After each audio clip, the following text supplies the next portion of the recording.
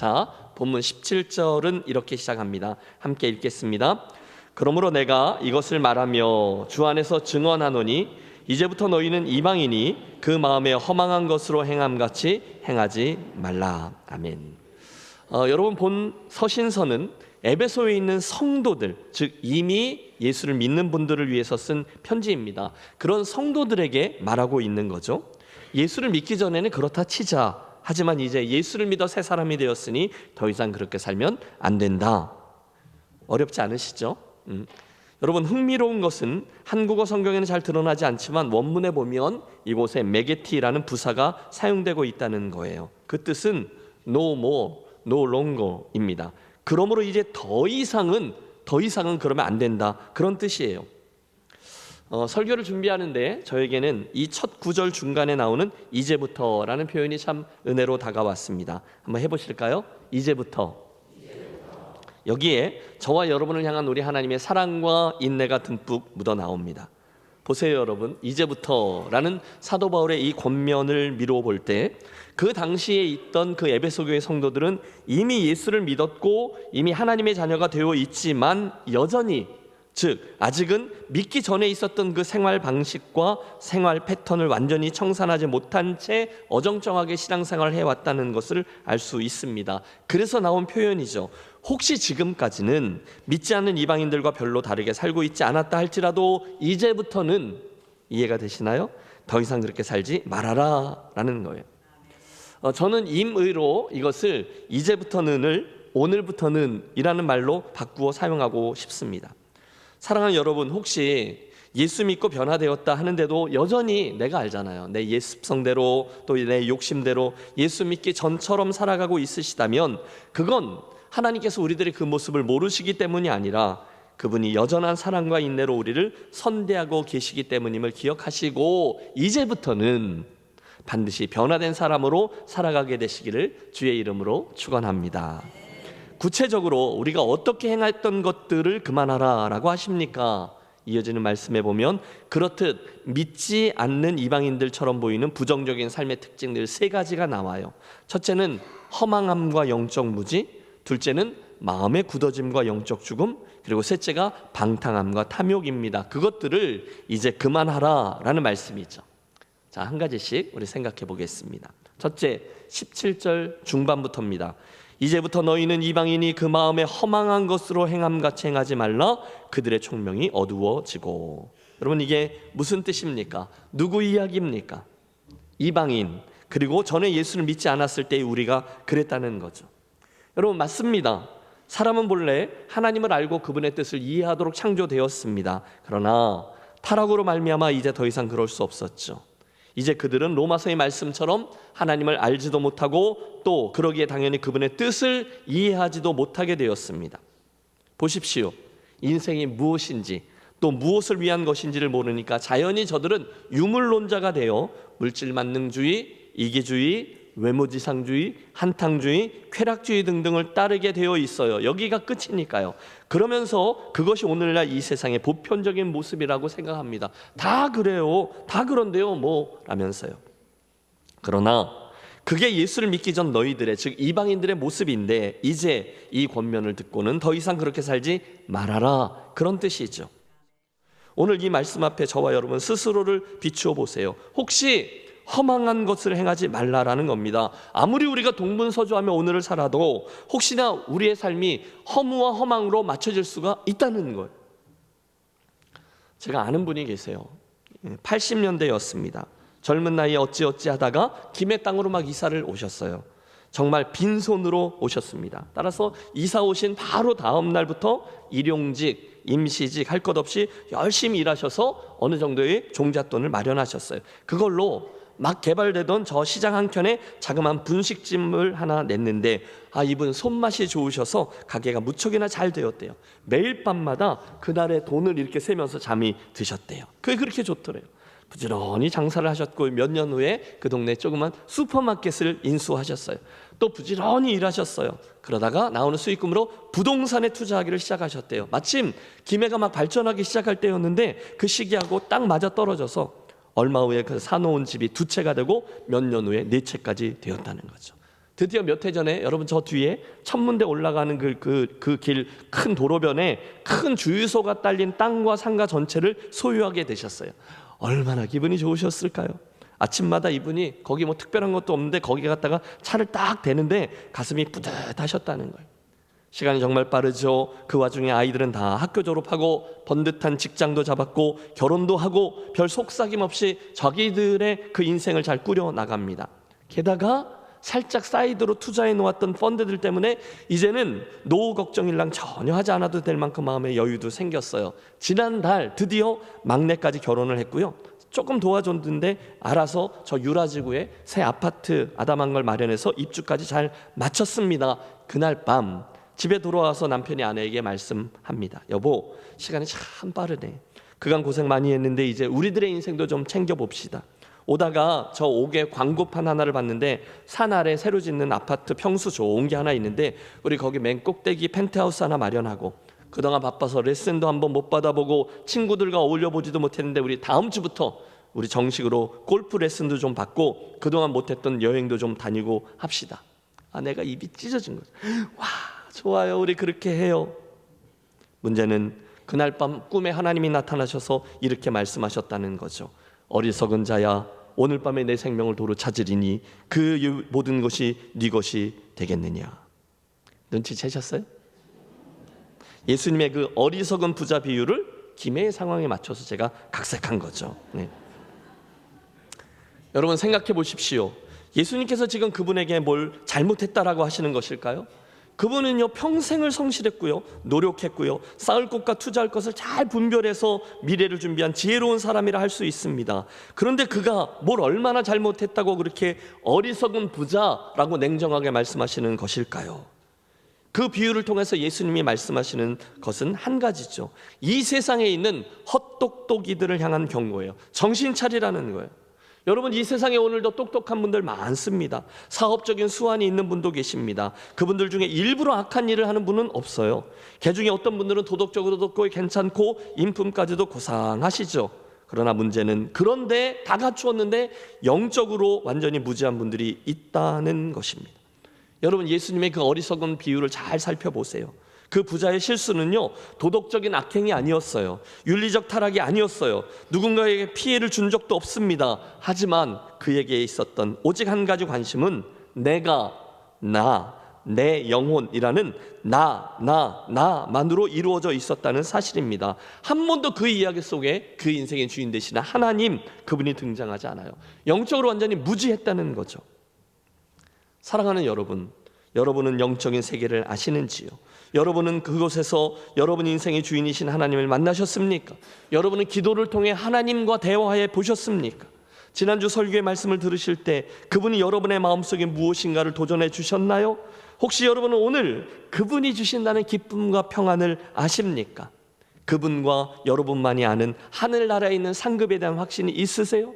여러분은 오늘 인생의 마침표를 찍으면 내일 아침 천국에서 눈을 뜰 것이라는 사실을 믿습니까? 여러분, 다 똑같은 질문이에요.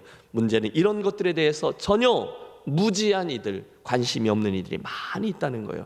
그리고 죄송합니다마는 하나님은 그런 이들의 인생을 허망한 것으로 행함과 같다라고 말씀합니다. 오늘 사도 바울이 권면하는 거죠. 첫째, 그런 허망함을 쫓는 이방인처럼 행하지 말라.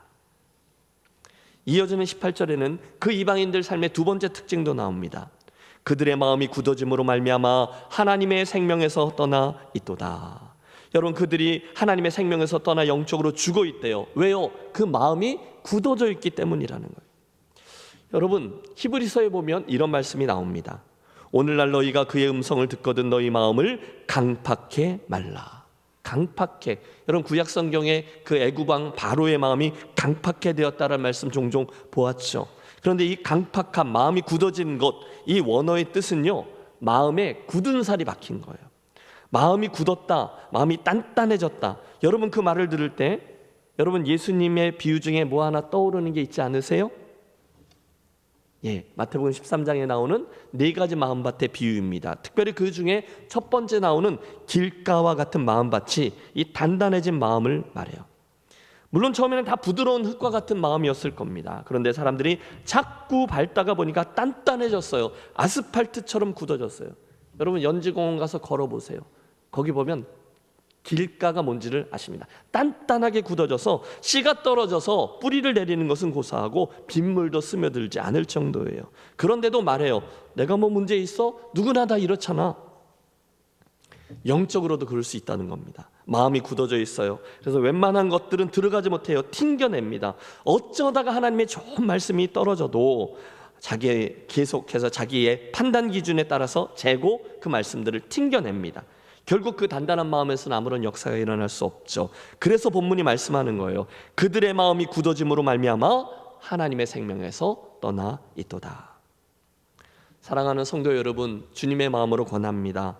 어떤 예배의 자리에 계시든지, 또 어떤 바이블 아카데미 수업에 들어가시든지, 또 여러분이 홀로 성경을 읽으시고 묵상하고 기도하고 암송하고 그 은혜의 시간으로 들어가실 때 가장 먼저 혹시 단단히 굳어져 있을지 모르는 우리의 마음밭을 성령께서 기경하여 주시기를 구하고 시작하시기를 바랍니다. 또 있습니다. 세 번째 특징도 나와. 이방인들의 삶의 특징은 방탕과 탐욕이래요. 한번 해보십시오. 방탕과 탐욕. 19절을 보십시오. 그들이 감각 없는 자가 되어 자신을 방탕에 방임하여 모든 더러운 것을 욕심으로 행하되. 여러분, 이게요 거의 공식입니다. 마음이 단단해졌어요? 그러면 그 굳은 살 때문에 웬만하면 아프지도 않아요. 죄를 지어도 처음에는 내가 이래도 되나? 예수 믿는 내가 이러면 하나님 기뻐하지 않으실 텐데, 그런 찔림들이 있었는데 이게 굳어지면 지각이 어두워지고요, 마음이 굳어지면서요 자기 자신을 결국 방탕에 내버려 둔다는 거예요. 수치감도 없어요. 양심의 화인을 맞은 거죠.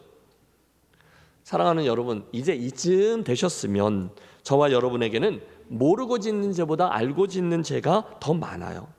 거짓이 죄인 줄 알면서도 거짓말을 행합니다. 그 나쁜 짓이 나쁜 짓인지 아는데 이거 주님이 기뻐하지 않으실 텐데 하는데도 그 일을 행해요. 간음하면 안 된다라는 것을 알면서도 백주의 그 일을 행해요. 죄의 힘이 얼마나 강한지 그 죄 앞에 장사가 없어요. 또 있어요. 그들은 욕심으로 행합니다. 탐욕. 여러분에게는 어떤 욕심이 있으십니까? 가장 흔한 거 식탐도 있고 명예에 대한 욕심도 대단하지 않습니까? 어느 정도 되면 내가 이제는 이 정도는, 그런 욕심이 있어요.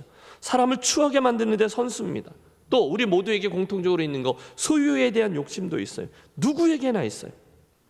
여러분, 강철왕 카네기요, 그가 그랬대요. 엄청난 거부가 되었는데 기자가 만족하십니까? 물었더니 아니요 라고 대답하더래요. 그래서 재밌잖아요. 얼만큼 더 벌면 만족하시겠습니까? 그랬더니 그가 했던 유명한 대답이 이거예요.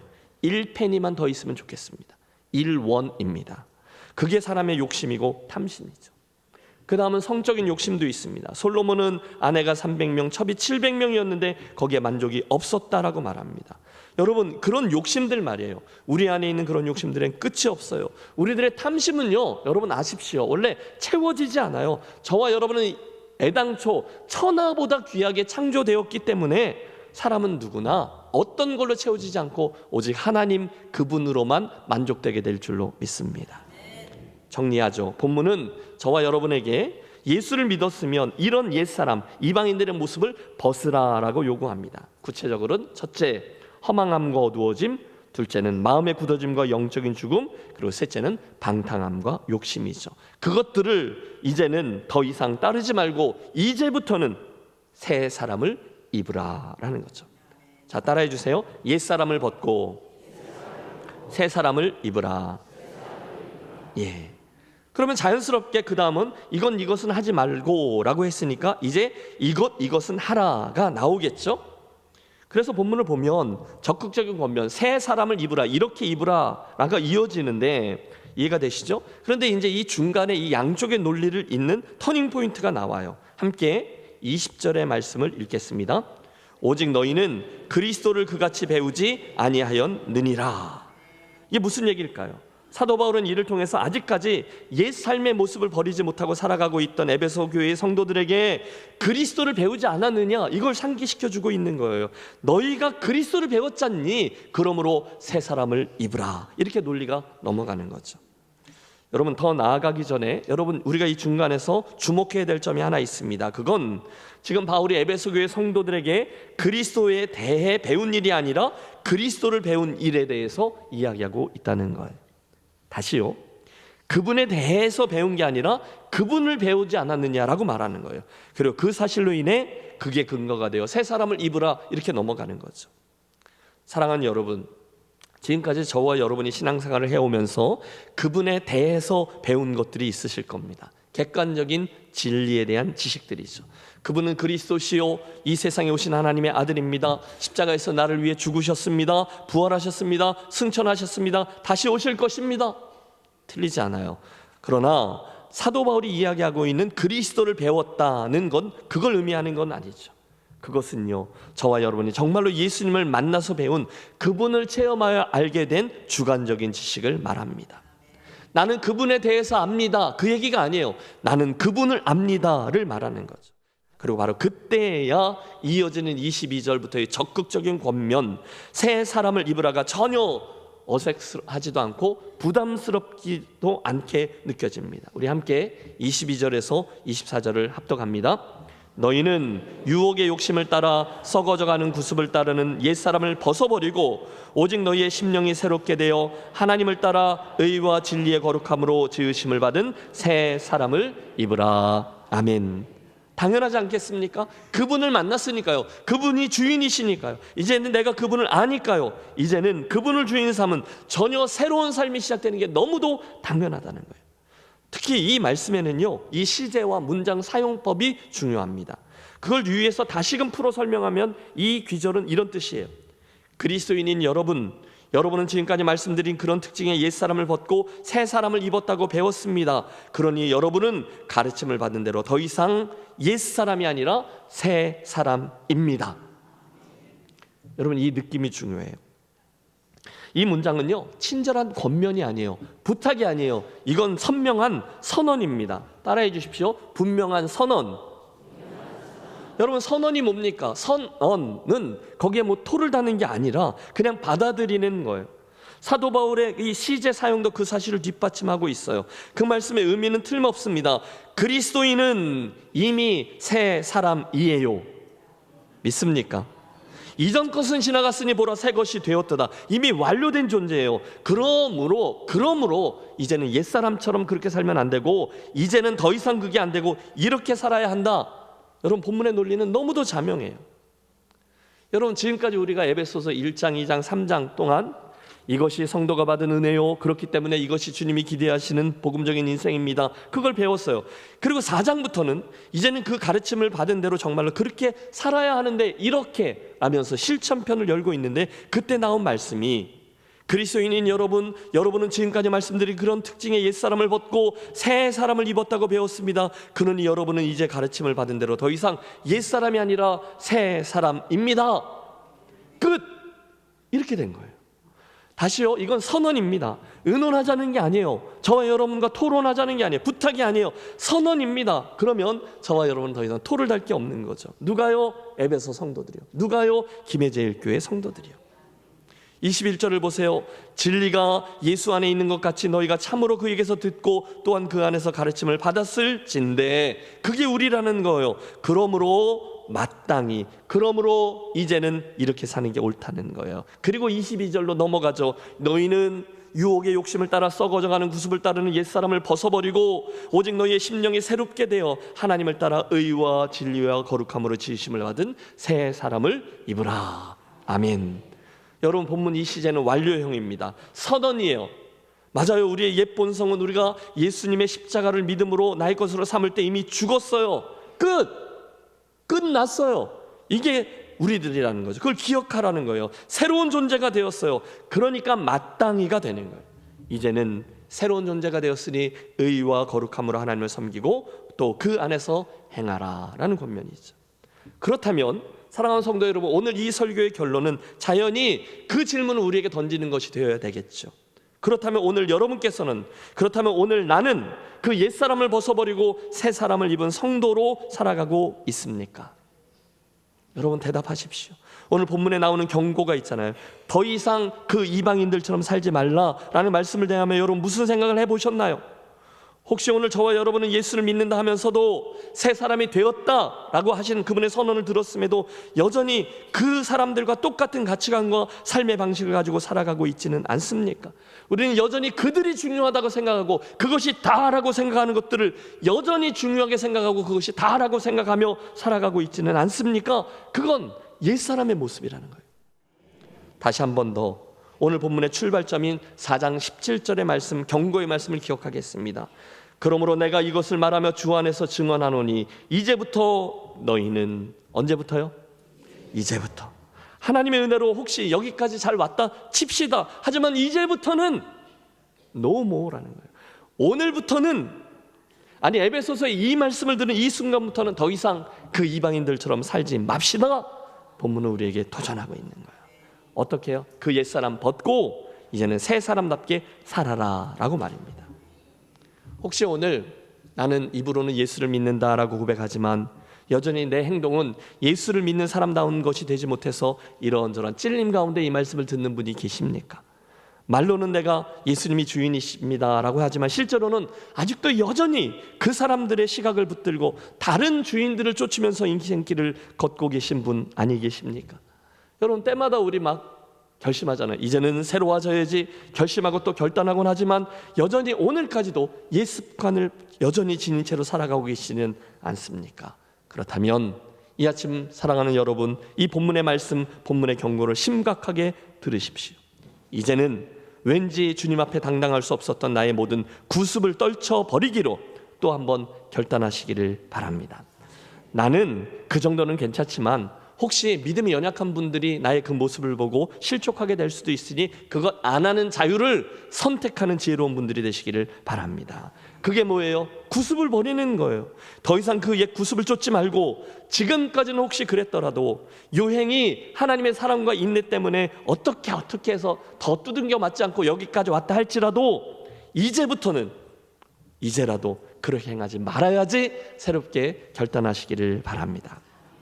사랑하는 여러분, 오늘의 본문이 우리에게 주시는 이 사랑이 담긴 경고와 조언을 심각하게 들으시기를 부탁해요. 더 이상 여러분 해보셨잖아요. 정말 인생의 세월처럼 인생에 우리가 가치 있다고 생각했던 모든 것들이 주먹에 있었던 그 모래가 싹 다 사라져버리는 것 같은 신기루처럼 사라져버릴 그 허망한 것들에 우리들의 인생의 궁극적인 소망을 결코 두지 마십시오. 대신에 영원하신 하나님, 그분이 주신 지식, 그분이 위로부터 부어주신 은혜를 알고 보고 느끼고 싶은 것에 우리의 인생의 소망을 두시기를 바랍니다. 마음이 딱딱해진 채로, 굳어진 채로 하나님의 다가오심을 이렇게 밀쳐내고 그러지 마십시오. 그분의 시선, 나를 향한 따뜻한 시선이 계속 나를 이렇게 향하고 있는데 그걸 일부러 외면한 채로 끝까지 내 하고 싶은 대로 욕심과 방탕을 쫓아가지 마십시오. 곧 이 모든 것들이 끝하고 정지되는 개인적인 종말이든 우주적인 종말이든 우리들 각자의 그 시간은 다가올 거예요. 그때 허망으로 넘어가면 안 된다는 거죠. 옛사람을 벗고 새 사람을 입으라. 대신에 그분은 우리에게 열심히 배우고 익히래요. 진리를 갈고 닦으라 하세요. 썩어져가는 옛사람을 벗으라 하십니다. 대신 그 하나님을 따라 의와 진리의 거룩함으로 지으심을 받은 새 사람을 입으라 하셨습니다. 그렇다면 여러분, 이제부터 우리 그렇게 결심하고 그렇게 나아가 보도록 하겠습니다. 기억하세요.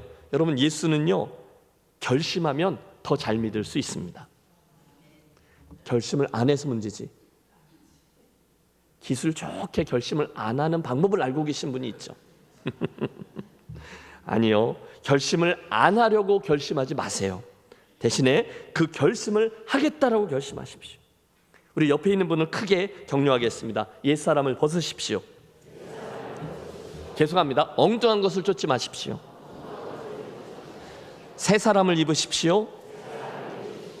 그리스도인답게 사십시오. 할렐루야.